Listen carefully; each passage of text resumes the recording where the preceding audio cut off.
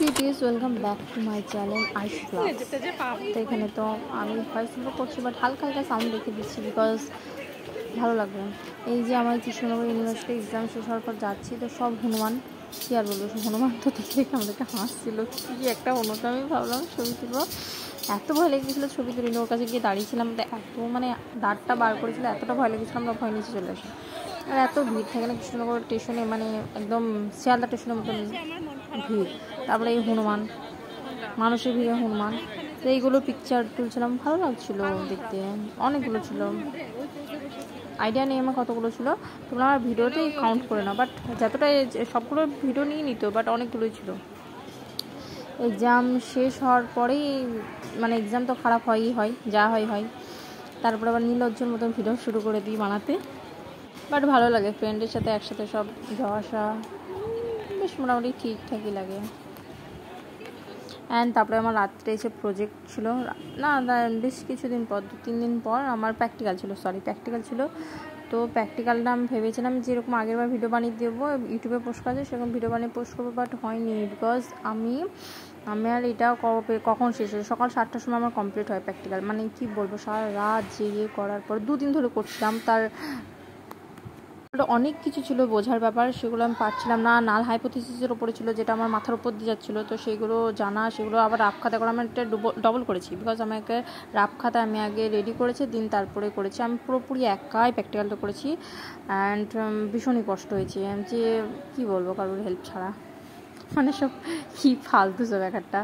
তো একাই সব কমপ্লিট করে এত সুন্দর করেছি খাতাটা, না মানে বেশ ভালোই করেছি, বেশ ভালো। কি স্যার যেরকম যে স্যারের মন মতন ভালোভাবে প্রেজেন্টেশন করেছি, বাট দুর্ভাগ্যবশত স্যার কিছুই দেখেনি, ছুঁড়ে ফেলেছে।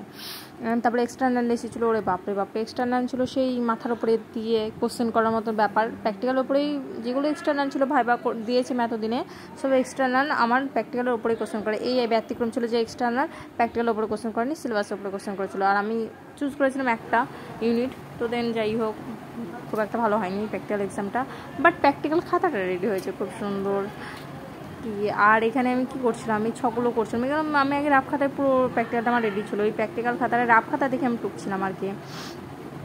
তাও আমার সকাল 7টা বেজেছে মানে কমপ্লিট করতে যেয়ে, বিকজ আমাদের একটা 6 ইউনিট ছিল, ওটা তো আমার দ্বারা অসম্ভব ছিল। তাও যাই হোক, ওটা আমাকেই উদ্ধার করতে হচ্ছে, কোথাও থেকে আমি উদ্ধার করতে পারিনি, আমি নিজে উদ্ধার করে সব কিছু করার পরে আমি এবার এটা ট্রেনে দেখবে ভিডিও বানাবো। আগে আছে যেহেতু আমার ট্রেনে পুরোটা ভিডিও বানানো হয়নি, বিকজ আমার এমনি ফোনে স্টোরেজ লোড ছিল, পরীক্ষার পর আমি অনেক কিছু ডিলিট করেছিলাম, তাও স্টোরেজ লোড ছিল বলে আমি ভিডিও বানানো হয়নি।